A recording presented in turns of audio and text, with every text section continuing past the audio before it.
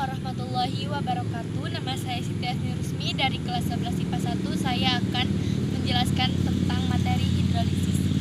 Pengertian hidrolisis. Hidrolisis adalah suatu reaksi kimia di mana H2O molekul dari air akan diuraikan ke dalam bentuk kation H+ hidrogen serta anion OH- hidroksida melalui proses kimiawi. Macam-macam hidrolisis: 1. Hidrolisis parsial, 2. Hidrolisis total, 3. Hidrolisis anion, 4. Hidrolisis kation, 5. Kation dan anion terhidrolisis.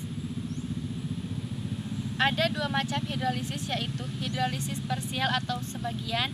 Hidrolisis parsial ini dapat terjadi apabila garamnya berasal dari asam lemah dan asam kuat, atau sebaliknya, dan pada hidrolisis sebagian hanya salah satu ion saja yang dapat mengalami reaksi hidrolisis, yang lainnya tidak. Contoh garam NaCl. Dalam air, N4Cl terionisasi sempurna, terbentuk ion Cl dan NH+. 2. Hidrolisis total. Hidrolisis ini dapat terjadi apabila garamnya berasal dari asam lemah dan basa lemah. Contoh AF-AQ+. Garam yang terbentuk mengalami proses ionisasi tersempurna dalam air. Manfaat hidrolisis. 1. Dalam bidang pertanian, reaksi hidrolisis dimanfaatkan dalam suatu penyesuaian pH tanah dengan tanaman yang ditanam. 2. Reaksi hidrolisis mempunyai peran penting dalam pemecahan makanan, terjadi nutrisi yang mudah diserap. 3.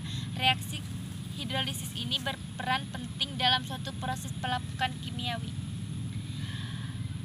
Faktor-faktor yang mempengaruhi hidrolisis. Kecepatan reaksi hidrolisis dipengaruhi oleh faktor intrinsik seperti struktur molekuler dan faktor lingkungan meliputi suhu. Apabila suhu naik 10 derajat Celcius, maka hidrolisis naik 2 kali lipat.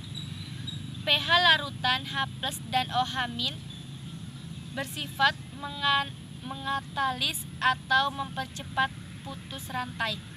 pH kestabilan suatu obat adalah pada titik minimum atau log K minimum.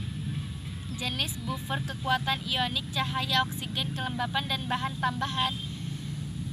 Cara mencegah dan solusi hidrolisis. 1. Mengetahui pH di mana stabilitas maksimumnya. 2. Penggunaan larutan dapat pada konstanta seminimal mungkin. 3. Penyimpanan dilakukan pada temperatur kamar.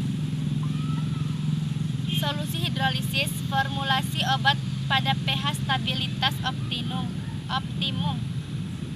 2. Penambahan pelarut non-air. 3. Mengontrol kadar air. Sekian dari saya, kurang lebihnya mohon maaf. Saya akhiri. Wassalamualaikum warahmatullahi wabarakatuh.